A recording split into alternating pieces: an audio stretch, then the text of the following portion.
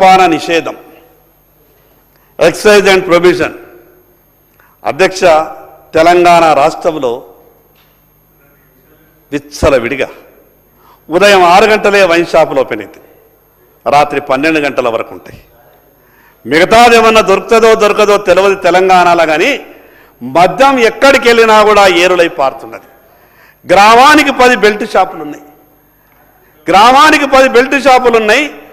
ఈ రాష్ట్రం నడుస్తున్నదనంటే 2 విషయాలు అధ్యక్ష. ఒకటి బర్రెల్లో పోసే పెట్రోలు, రెండవది మనుషుల కడుపులలో పోసే పెట్రోల్. మద్యం పెట్రోల్ మీదనే ఈ రాష్ట్రం నడుస్తున్నది. 35,000 పైచలకు అన్ని వేల కోట్ల సంపాదన ఈరోజు మద్యం ద్వారా తీసుకొని రాష్ట్ర ప్రజల ఆరోగ్యం అంతా కూడా చెడిపోయి ఈరోజు ఎల్ఓసీల కొరకు ఎమ్మెల్యేల దగ్గరికి వస్తారు. చాలామంది కాలేయాలు లివర్లన్నీ కూడా డ్యామేజ్ అయ్యి ప్రభుత్వం ఇచ్చేటటువంటి ఆరోగ్యశ్రీలో అక్కడ ట్రీట్మెంట్ దొరకని కారణంగా ఎమ్మెల్యేల దగ్గరికి ఎల్ఓసీల కొరకు వచ్చినప్పుడు ఎమ్మెల్యేలకు అందరికీ కూడా బాధ తెలుస్తుంది. అధ్యక్ష, దాని మీద ప్రభుత్వం కొంత ఆలోచించాలి. ఈరోజు విచ్చలవిడిగా దొరుకుతున్నటువంటి ఈ మద్యాన్ని కొంత అరికట్టేటటువంటి ప్రయత్నం చేయాలి. ఈరోజు 6 గంటలకి ఆ వైన్ షాపులు ఎట్లా తెరుస్తాయి, రాత్రి 12 గంటలకు ఆ వైన్ షాపులు ఎట్లుంటాయి? ఈరోజు గ్రామానికి 10 బెల్ట్ షాపులు ప్రభుత్వ అనుమతి కాగితం మీదనే లేదు అధ్యక్ష. ఈరోజు ప్రభుత్వ అనుమతితోనే ఈరోజు గ్రామాలలో బెల్ట్ షాపులు నడుస్తున్నాయి. మద్యపాన నిషేధం విధిస్తామన్నారు, మద్యపాన నిషేధం ఎప్పుడు విధిస్తారో అది దేవుడికి ఎరుగు. అధ్యక్ష, ఈరోజు గుజరాత్ రాష్ట్రాన్ని మన గురించి కొత్త చర్చ చేసుకోవాలి. ఈరోజు సంపూర్ణ మద్యపానం నిషేధం విధించి ఆ రాష్ట్రం ఈరోజు ఎంత ఆర్థికంగా బాగుపడ్డ అధ్యక్ష. ఒకసారి మీరు లెక్క తీయండి, మీరు ఒక చర్చ చేయండి, నెగిటివ్ ఆలోచించకండి. ఏ రకంగా అక్కడ మద్యపాన నిషేధం అమలు చేసిండ్రు, ఏ రకంగా రాష్ట్ర ఆర్థిక పరిస్థితి బాగున్నదో ఒకసారి మనం చర్చ చేసుకోవాల్సినటువంటి అవసరం ఉంది. ఈ విచ్చలవిడి మద్యం ద్వారా ప్రజల జీవితాలతో మనం ఆడుకొని ప్రజల ఆరోగ్యాలు చెడగొట్టి ఈరోజు పోని ప్రజల ఆరోగ్యం చెడిపోయిన తర్వాత ఆరోగ్యశ్రీ ట్రీట్మెంట్ దొరుకుతుందంటే అది కూడా లేదు అధ్యక్ష. ఆరోగ్యశ్రీకి పోతే అధ్యక్ష, ఆరోగ్యశ్రీ కార్డు పట్టుకొని పోతే ఆసుపత్రి బయటనే ఉంచుతున్నారు. ఎందుకు ఉంచుతున్నారు వాళ్ళంటే మాకు బిల్లులు వస్తలేమంటారు. ఎందుకు ఇస్తలేరంటే వీళ్ళు ఏమంటారు, ఇప్పటి కావు గతంలో టీఆర్ఎస్ వాళ్ళు పెట్టిన పెండింగు, మా దగ్గర ఏం పెండింగ్ లేదని వీళ్ళంటారు. ఏదైనా సరే ప్రజలకు మాత్రం ఆరోగ్యంగా ఇబ్బంది ఉన్నది కాబట్టి ఆ విషయం మీద ఎక్సైజ్ అమ్మకాల మీద కొంత దృష్టి పెట్టి తగ్గించండి, ఎక్సైజ్ తగ్గించండి, ఈ అమ్మకాలు తగ్గించే ప్రయత్నం చేయండి. గ్రామాలలో పూర్తిగా బెల్ట్ షాపుల్ని మీరు అరికట్టేటటువంటి ప్రయత్నం చేయండి.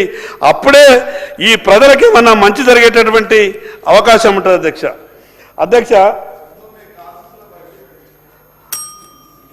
అన్న అధ్యక్ష అధ్యక్ష ఈ రాష్ట్రంలో 2 విషయాలు మర్చిపోయిన, వ్యవసాయానికి సంబంధించినటువంటి సేంద్రియ వ్యవసాయం కావాలని చెప్తున్నారు. పశు సంపద ఈ రాష్ట్రంలో పూర్తిగా పడిపోయింది అధ్యక్ష. లెక్కల ప్రకారం పశు సంపద పూర్తిగా పడిపోతున్నది. కేంద్ర ప్రభుత్వం నేషనల్ లైవ్ స్టాక్ మిషన్ అనే ప్రోగ్రాం పెట్టింది అధ్యక్ష. గతంలో ఈ రాష్ట్రానికి ఒక 10,000 కోట్ల రూపాయలు సాయం చేస్తామని కేంద్ర ప్రభుత్వం ప్రకటించింది. గతంలో ఉన్నటువంటి ప్రభుత్వం ఆ పథకాన్ని వాడుకోలేదు అధ్యక్ష. అధ్యక్ష, ఆ పథకం మామూలు పథకం కాదు. ఎస్సీ ఎస్టీ బీసీలకైతే ఒక వరం. రైతులందరికీ ఏ రైతన్నా 2 కోట్ల రూపాయల వరకు లోన్ తీసుకొని పశు సంపద పెంచుకోవాలని ప్రయత్నం చేస్తే దాంట్లో 50% సబ్సిడీ కేంద్ర ప్రభుత్వం ఇస్తున్నది. కేంద్ర ప్రభుత్వం ఇచ్చేటటువంటి పథకాన్ని ఈ రాష్ట్ర ప్రభుత్వం అమలు చేస్తే వీళ్ళకి ఏం నష్టమో దాని ద్వారా ఆ విషయం మీద ఆలోచించాలని ప్రభుత్వానికి మీ ద్వారా విజ్ఞప్తి చేస్తా ఉన్నాను అధ్యక్ష. అధ్యక్ష ఈరోజు ఎస్సీ ఎస్టీల సంక్షేమం ఈ సభలోనే చట్టం జరిగింది.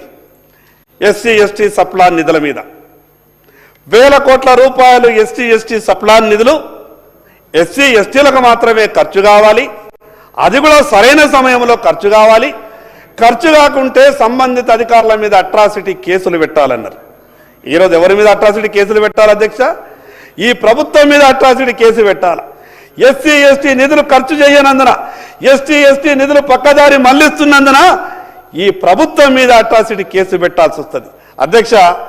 ఈరోజు ఎస్సీ కార్పొరేషన్ ఆంధ్రప్రదేశ్ రాష్ట్రం ఉన్నప్పుడు ఎస్సీ కార్పొరేషన్లు జిల్లా కేంద్రాలలో కలకలలాడుతుండే, నిధులుంటుండే అధ్యక్ష.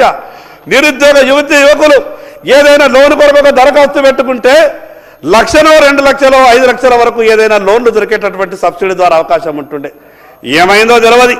తెలంగాణ రాష్ట్రం వచ్చిన తర్వాత ఎస్సీ కార్పొరేషన్లు మూతపడ్డాయి. ₹1 కూడా సాయం దొరుకుతలేదు. నిరుద్యోగ యువతి యువకులకు దిక్కుతోచని పరిస్థితుల్లో ఉన్నారు. ఎస్సీ